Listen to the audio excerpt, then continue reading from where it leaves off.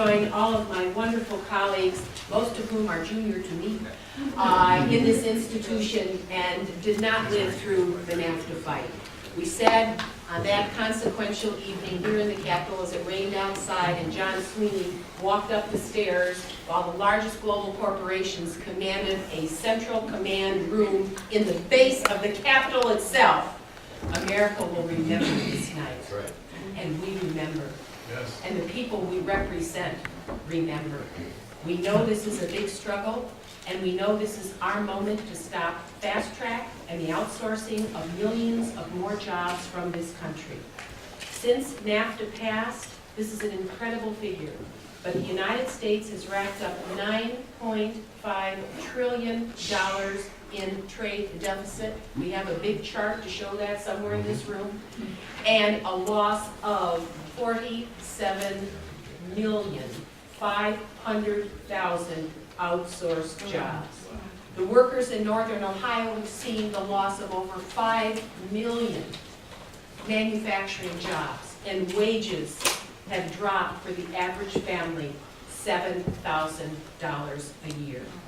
I have stood in places along with my colleagues like Ohio and Michigan Avenues in a maquiladora in northern Mexico, where Trico out of Buffalo relocated windshield wiper manufacturing.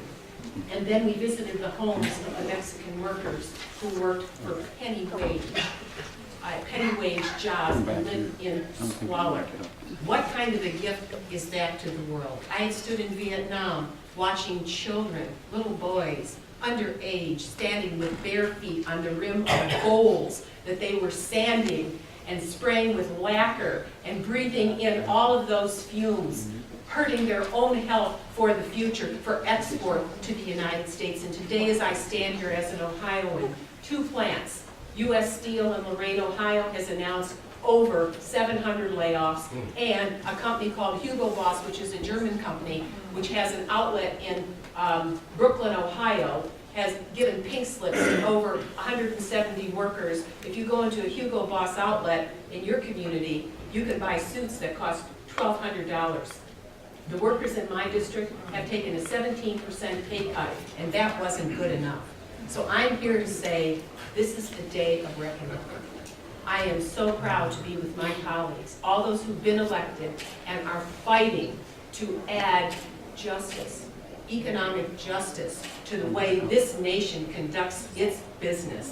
I am proud to oppose fast track, to support fair trade, and to correct the wrongs that this free trade regimen exacts on the American people and our dear friends around the world.